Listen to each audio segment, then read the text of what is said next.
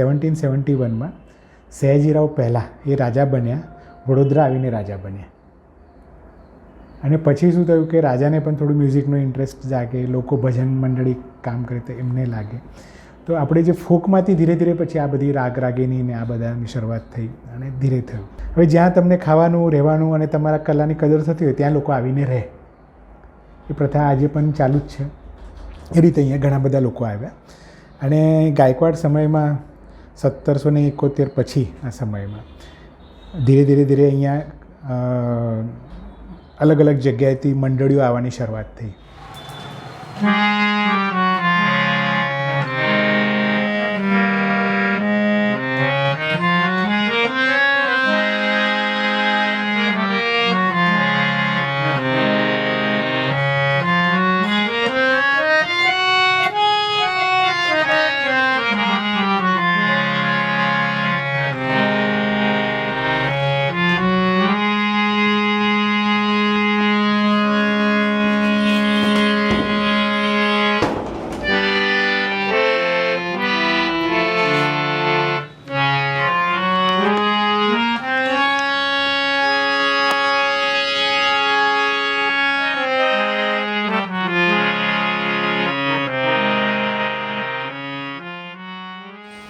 કાંજોરકરમાં એવું છે કે અમારા દાદા ખરા ને, અમારા દાદાના મમ્મી એ દાદી એ અહીંયા રાજમહેલમાં આપણા સ્ટેટમાં અહીંયા ડાન્સ માટે આવ્યા હતા, ભરતનાટ્યમ માટે. અહીંયા એમને ગૌરાબાઈ કરીને છે, અહીંયા રાજમહેલમાં તમારે એમનું સ્ટેચ્યુ રાખેલું છે, ફતેસિંહરાવ ગાયકવાડે. ત્યારથી પછી અમારે અહીંયા પરંપરા ચાલુ થઈ રહી છે.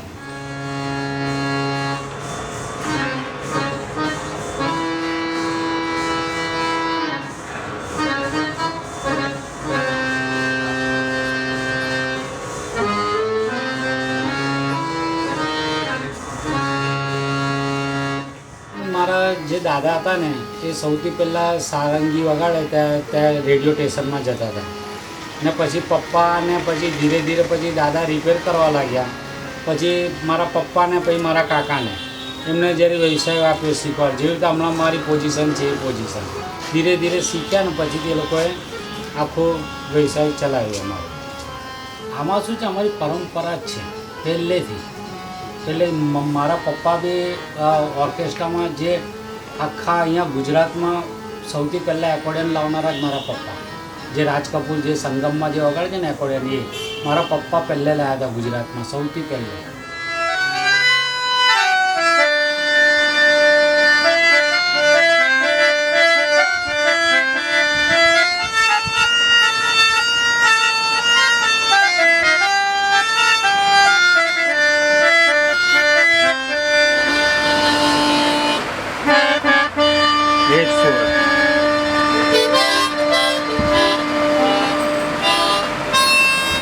આ શું છે, હાર્મોનિયમ એટલે એક મેજિક છે. એને એરને કંટ્રોલ કરવું અને એને ફિટિંગ કરવું કે અહીંયા શું છે એ તમને ખબર પડી ગઈ એટલે તમે એને સક્સેસ છો એમાં. નહીં તો નથી કશું. કોઈ એર ફિટિંગનું જે કામ છે ને એ અમારું છે પહેલેથી જ. અમારા દાદા કરતા હતા ત્યારે, અમારા પપ્પા કરતા હતા ને આજે હવે અમે અમારા મમ્મી પપ્પાના આશીર્વાદથી જ આજે અમારું કામ ચાલી રહ્યું છે. મારું ગિટાર છે, હાર્મોનિયમ તો મેનમાં, હાર્મોનિયમ મેન, પછી ગિટાર, સિતાર, તાનપુરો, ટોટલ ઇન્સ્ટ્રુમેન્ટ, તંતુવાદ્ય બધા જ. એટલે આમાં શું છે, જેટલું તમે ઊંડાઈમાં જશો ને તો હજુ વધારે છે, ઓછું નથી. સંગીતમાં તમારે કહું કે કોઈ કિનારો નથી એનો, એવી રીતે આ રિપેરિંગમાં છે. જેટલું તમે કરો એટલું ઓછું. મારા આખો દિવસ આમાં જ છે કામ મારો. હવે આ સંગીત કેવું છે, એક વખત તમને ખાવાનું ના મળે ચાલે, પણ હું હાર્મોનિયમ એક વખત એર ફિટિંગ કરીને આપી દઉં કે બસ મોહનભાઈ આજે મારો પ્રોગ્રામ સક્સેસ. એવું છે. એ તમને જ ખબર પડે, બીજાને ના ખબર. જે તમે વગાડતા હોય ને એમને જ ખબર પડે કે મારું હાર્મોનિયમ હવે કેવું વાગે છે. હવે તો કેવું છે કે આપણે ડૉક્ટર જેવું થઈ ગયું કે ભાઈ આવે એટલે તરત કે ભાઈ આને આ ગોળી આપી દો એટલે પતી ગયું. હવે એટલે પેલું મગજમાં એક વાત બેસી ગઈ ને કે હવે તમને કે ભાઈ પ્રોબ્લેમ કઈ છે, અહીંયા છે, થઈ જશે. તમે પ્રોબ્લેમ તમે ઓળખતા થઈ જાઓ ને એટલે પછી તમને વાંધો હાથ ના પકડે તમારો કોઈ. હવે આજે તમે હવે હાર્મોનિયમ તમે વગાડો છો, ભાઈ હા મોહનભાઈએ બરોબર કમ્પ્લીટ કર્યું છે હાર્મોનિયમ, મારો સા બરોબર લાગે છે, હવે સરસ થઈ ગયો હાર્મોનિયમ મારો, હવે મોહનભાઈ સરસ છે. એટલે એ કામ એની મોનોપોલી છે. वो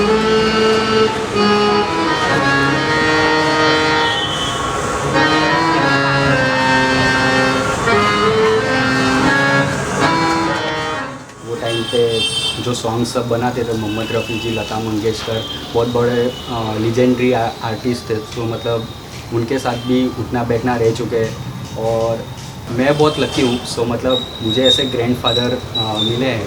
हारमोनियम तो मेरे हिसाब से बहुत कॉम्प्लिकेटेड है, बट माय फादर के हिसाब से उनको ये खेल लग रहा है, तो खेलते खेलते भी मतलब ऐसा बना जाते हैं। और मुझे मतलब सेल्स में बहुत इंटरेस्ट है। ठीक है, अभी गिटार आ गया, वो सब आ गया, तो कहीं ना कहीं चैलेंजेस भी बहुत सारे हैं। तो मतलब कस्टमर के साथ वो सब, कस्टमर को ट्रस्ट एक बैठना चाहिए, तो वो ट्रस्ट का काम ही हम करते हैं। 10 साल के बाद आई थिंक मुझे लगना चाहिए कि मैं स्टूडियो ओपन करना चाहूँगा।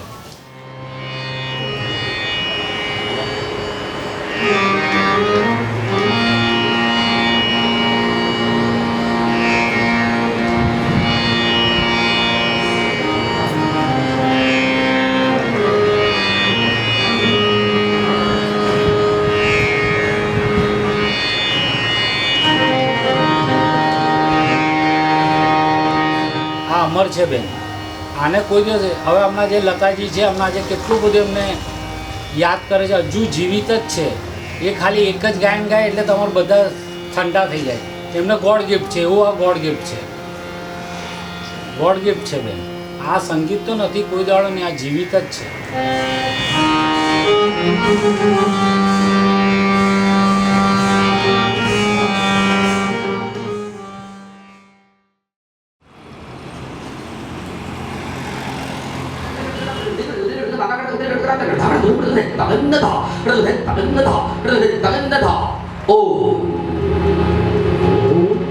സകല സുരഭി കാലകാമ താല ദേവതങ്ങൾ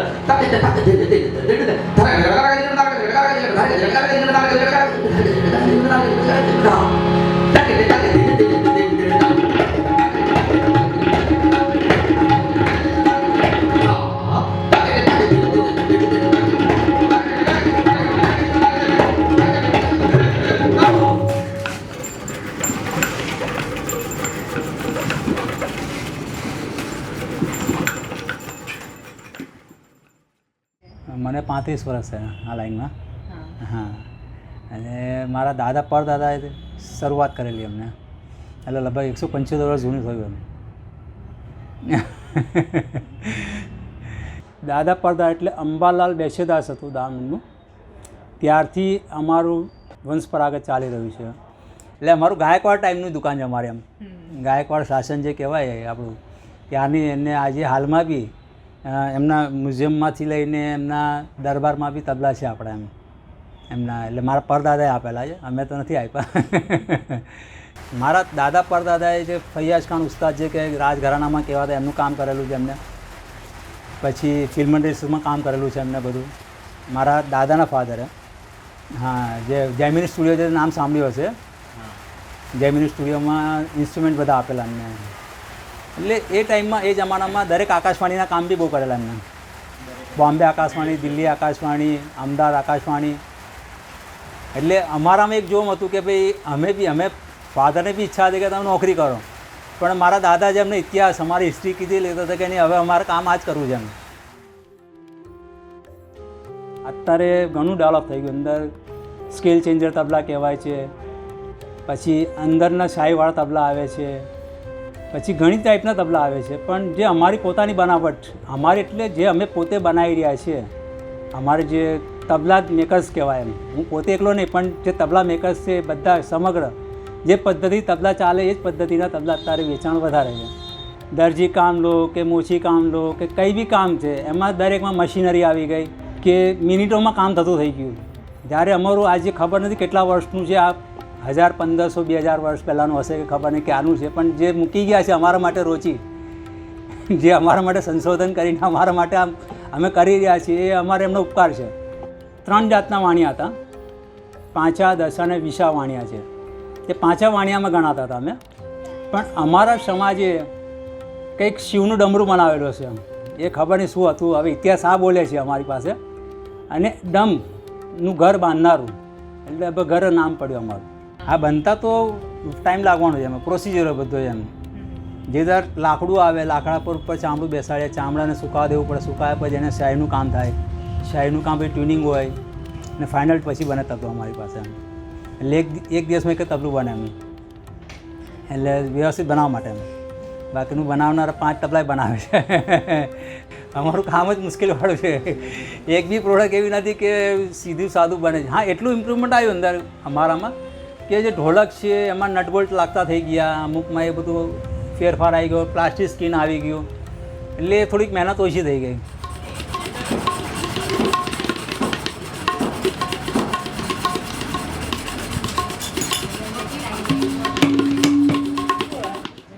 આજથી 20 વર્ષ પહેલાં એટલું નહોતું આ લોકોને એમ સંગીત વિશે એમ, પણ છેલ્લા 2000 પછી જે તમને પરિવર્તન જોયું મ્યુઝિકમાં કે સારું વર્ગ, રિચ ફેમિલી હોય કે પુઅર ફેમિલી હોય કે ડૉક્ટર્સ, વકીલ્સ કે જે બી હાઈ-ફાઈ ઇન્ડસ્ટ્રીઝવાળા હોય તે બી અત્યારે એક પોતાનું શોખ પેશન બનાવીને બેઠા છે કે ભાઈ નહીં એક ટીચર એપોઇન્ટ કરો અને આપણે તબલા શીખો એમ. એટલે હવે ધીરે ધીરે જે કામ ચાલે છે પણ અમે કામ કરતા રહીએ છીએ. બાકીનું હવે આગળના સમયમાં કારીગર મળવા મુશ્કેલ છે અમારામાં. હવે સમય ગયો કે હવે કારીગર લેબર બહુ છે અમારા કામમાં, લેબરના હિસાબે માણસ કામ કરવા તૈયાર નથી અત્યારે.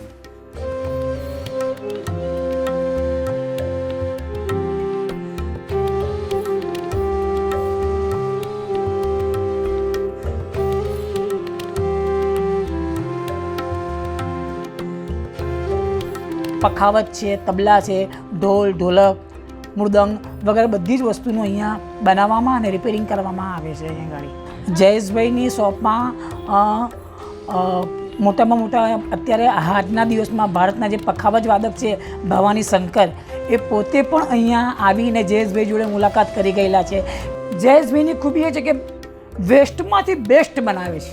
એકદમ ભંગાર વસ્તુ બી હશે ને પણ એનું પોતાના માઇન્ડથી એટલું બધું સરસ ક્રિએશન કરી અને વેસ્ટમાંથી બેસ્ટ વસ્તુ અને જાતે જ એમના હેન્ડવર્ક બધું કરે છે. અમે તો પ્રત્યક્ષ રીતે બેસીએ એટલે જોઈએ છે કે પ્રત્યક્ષ રીતે એકદમ ભંગાર વસ્તુ હશે ને પણ એને તમે જુઓ ના કે ભાઈ આ મશીનથી બનેલી વસ્તુ હશે પણ એ વસ્તુ એમના હાથથી બનેલી હોય છે. એ એમની એ બેસ્ટ ક્વોલિટી છે. હું ઘણી વખત એમને કહું છું કે તમે યાર બહુ મસ્ત આઇટમ બનાવો છો એમ. અત્યારે એમનો સન હર્ષ મિસ્ત્રી એ પોતે પણ આ પ્રોફેશનમાં બહુ સારું કામ કરી રહ્યો છે. પેઢી દર અમે એવું છે કે કશું નવું વસ્તુ કશું નવું આપતા ગયા છે અને એ પ્રમાણે નામ જાળવતા ગયા છે. મારા ફાધરના ટાઈમથી અત્યારે એ જ પ્રયત્ન ચાલુ છે કે એમણે પણ અમારે ત્યાં ટ્રેડિશનલ ઇન્સ્ટ્રુમેન્ટ ટોટલી બનતા હતા, તબલા, ઢોલક, ઢોલ, અને મારા પપ્પાએ કોંગોનું એક અલગથી એમની ડિઝાઇન ઇન્વેન્ટ કરી અને એમણે આગળ વેસ્ટર્ન ઇન્સ્ટ્રુમેન્ટ તરફ થોડોક હાથ વધાર્યો આગળ. એ રીતના મારી પણ એક ઈચ્છા છે કે મેં પણ આમાં કંઈ નવું ઇન્વેન્ટ કરી અને મારા પેઢીનું નામ આગળ વધારું. અમારી જે લેબર છે ને અમારું પોતાનું એનું વળતર નથી અમારી પાસે. એમ કામ કરીએ છીએ અમે પણ મતલબ કે જે અમને જે કોઈ સોનીને કેવું આ હથોડી મારીને 500 મળતા એવું નથી અમારું કામ. એટલે મહેનત પ્લસ મગજ બેવ દોડાવવું પડે અમારે. બેવ કામ લગાવે તો જ અમારું કામ થાય ને. તો એવું નહીં કે ખાલી ફક્ત મહેનત છે એવું નથી. એમ સંગીત આપણું વસ્તુ એવી છે કે તમને નથી ખબર કે આ શું વાગી રહ્યું છે પણ તમને સાંભળવાનો રસ લાગે. એમ તબલા નહીં, હિન્દુસ્તાની કોઈ બી વાદ્ય તમને એવું લાગે કે ભાઈ તબલા છે, વાંસળી છે, શહેનાઈ છે, કોઈ બી તમે ઇન્સ્ટ્રુમેન્ટ સાંભળશો તો તમને નોલેજ નથી કે ભાઈ શું વાગી રહ્યું છે પણ તમને સાંભળવાનું ઉભારવાનું મન થશે.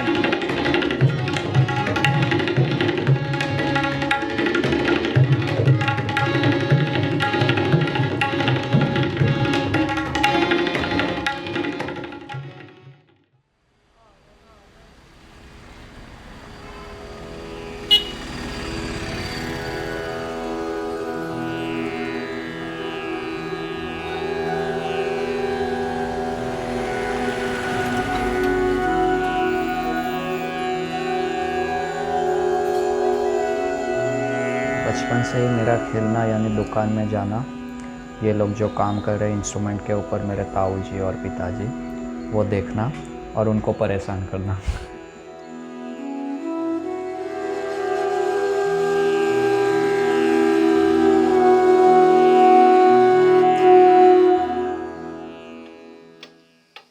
मेरे से 5वें दादाजी मनसुख रघुनाथ मिस्त्री, ये सब कारपेंटरिंग का काम करते थे। और जो मनसुख रघुनाथ जी थे उनको वीणा सीखने का, रुद्र वीणा सीखने की इच्छा हुई। गायकवाड़ फैमिली में बिनकार थे, MC बुआ करके, उनके पास वो रुद्र वीणा सीखने जाते हैं। तो वो सीखते सीखते उनके हाथ से वो बिन टूट जाता है, और टूट जाता है तो उनके गुरुजी उनको बताते हैं कि ये आपके हाथ से टूटा है तो इसको दुरुस्त करके दो। तो दादाजी ने जवाब दिया, ओके मैं कोशिश करके देखता हूँ। ये हमारा सेंटेंस है, कोशिश करके देखूँगा, मुझे अपने पूर्वजों से मिला है। वो घर पे ले आए और कारपेंटरिंग का काम करते थे तो उन्होंने उसको दुरुस्त किया, रिपेयर करके वो फिर अपने गुरुजी के पास ले गए और उनको दिखाया। तो बोले हाँ बहुत अच्छे से रिपेयर हुआ है, साउंड भी चेंज नहीं हुआ, वो टूटा हुआ भी नहीं दिख रहा, पॉलिश भी अच्छे से हुआ, सब कुछ अच्छा हुआ। तो उनके गुरुजी ने उनको फिर प्रोत्साहन दिया कि आप इसको देख के दूसरा बना सकते हो। तो उन्होंने कहा जी देखते हैं कोशिश करके। और इस तरह हम इस इंस्ट्रूमेंट मेकिंग में भी आए और बाकायदा म्यूजिशियन के तौर पे भी आए।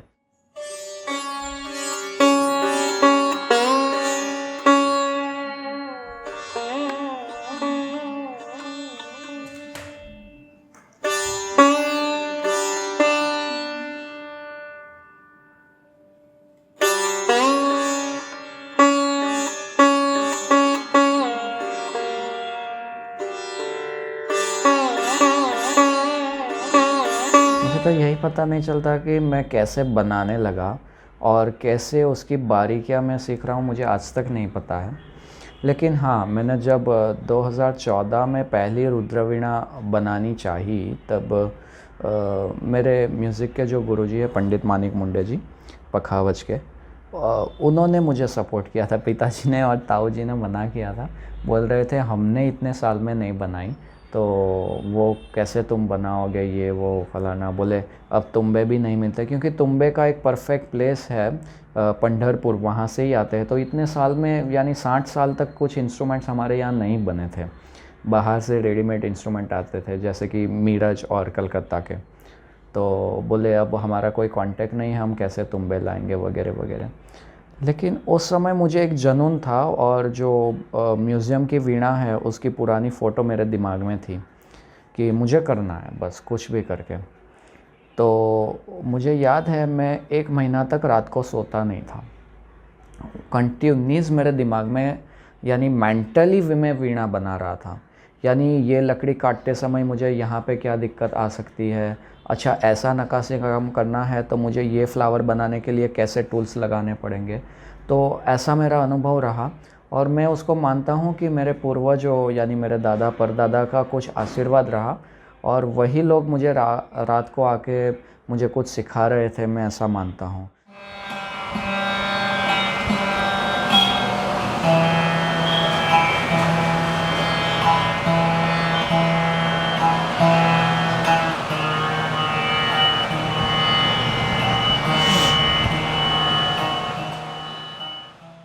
अभी संगीत नाटक अकादमी दिल्ली ने हमें बुलाया, यानी ये बहुत बड़ी बात है कि पूरे इंडिया में से इंस्ट्रूमेंट मेकर है, उसमें से वीणा टॉपिक, उसमें भी रुद्र वीणा के टॉपिक के लिए उन लोगों ने हमारी फैमिली को याद किया। बालाचंद्र जी जो चंद्र वीणा बजाते हैं, उनकी वीणा तो नहीं बनाई लेकिन उनके वीणा के लिए उनके ब्रिज बनाना या फिर उसकी एसेसरीज़ बनाना, हालांकि उनकी एक वीणा का काम अब शुरू करेंगे, उसके ऊपर सोच विचार चल रहा है।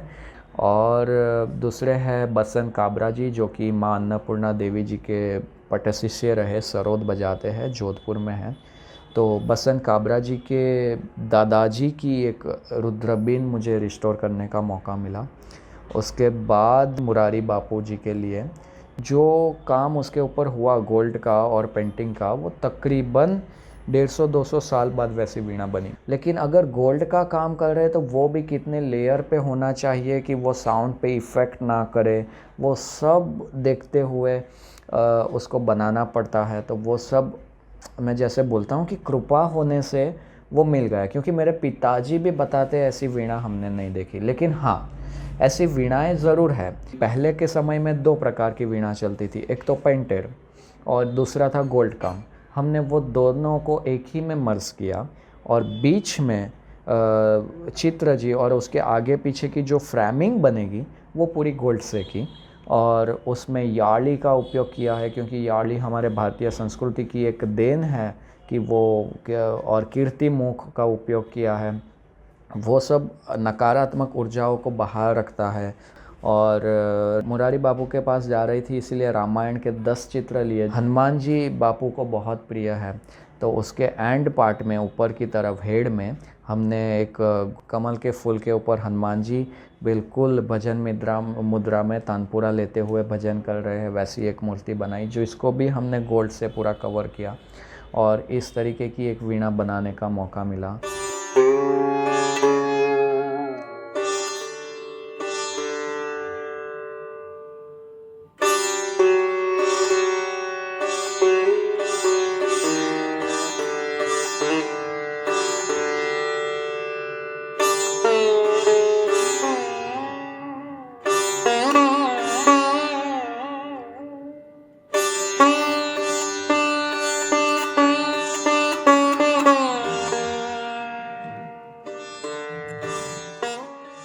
कोई ऐसा मोमेंट था कि यार उसको देख के खुद को प्राइड फील हुआ हो?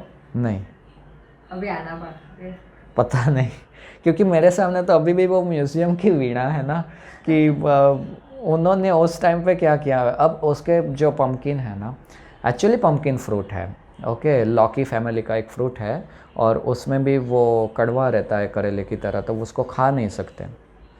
अब उन लोगों ने उस टाइम पे यानी 1894 में वो पम्पकिन लकड़ी से बनाया। मैं अभी तक नहीं सोच पा रहा हूँ कि उन लोगों के पास कैसे लेथ मशीन रहे होंगे 1894 में जो फ्रूट ना यूज़ करके पूरा 2 पीस को लकड़ी में बनाया है और बाकायदा वो आज तक ब्रेक नहीं हुआ और उतना वज़न में हल्का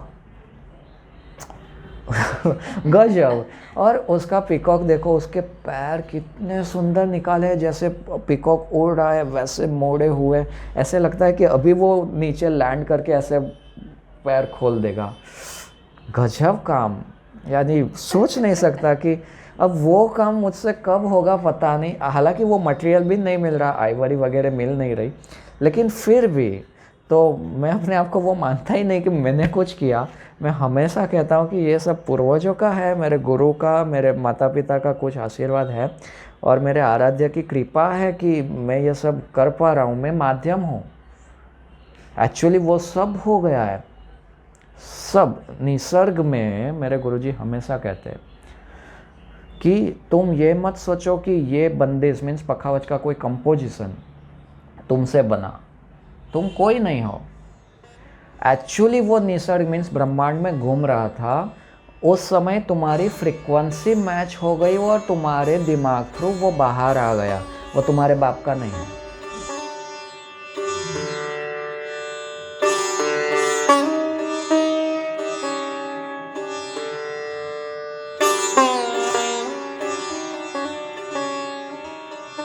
कोई भी इंस्ट्रूमेंट्स बनाना है तो उसके लिए पेशेंस बहुत ज़रूरी है और सबसे बड़ा पेशेंस हमें रखना पड़ता है वो आर्टिस्ट की रिक्वायरमेंट सुनने में।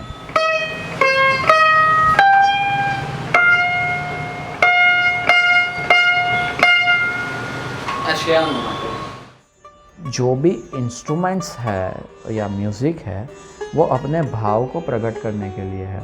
अगर वो अच्छे से बोलेगा नहीं, बजेगा नहीं, तो वह भाव निकलेंगे कैसे? कोई भी आर्टिस्ट अपने भाव बाहर ला नहीं पाएगा, है ना।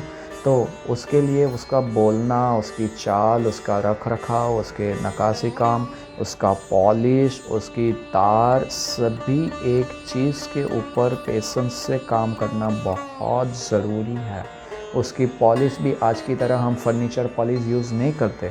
जो पहले के तौर ज़माने से जो फ्रेंच पॉलिश, इसको लाख पॉलिश या फिर स्पीड पॉलिश बोली जाती है, उसी से करेंगे। एक इंस्ट्रूमेंट अगर आप अच्छे से पॉलिश करते हो, घिसाई करते हो, सफाई करते हो, एक इंस्ट्रूमेंट पॉलिश करने के लिए कम से कम 1.5 से 2 महीना लगता है, तब जाके आपको मिरर फिनिश पॉलिश मिलती है। मिरर फिनिश बोले तो कि उसकी एक भी नस का बारीक से बारीक mm का छेद नहीं दिखना चाहिए। उसके सामने ऐसे हाथ रख दो तो आपकी हाथ की, जैसे ये हाथ का कलर है वैसा ही रिफ्लेक्शन सामने आना चाहिए, वैसी पॉलिश।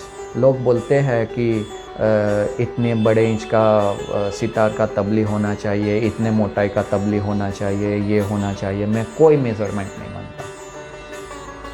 जब आप अपने अंदर का, अपने प्राण का एक अंश आप एक इंस्ट्रूमेंट में स्थापित कर पाते हो, तो वो लकड़ी मोटी हो, पतली हो, उसकी जवारी की हो, ना की हो, तार गंदी हो, जंग लगी हो, कैसी भी हो, लेकिन अगर आप अपने अंदर का प्राण उसमें डाल सकते हो तो वो इंस्ट्रूमेंट कैसा भी है वो बोलो।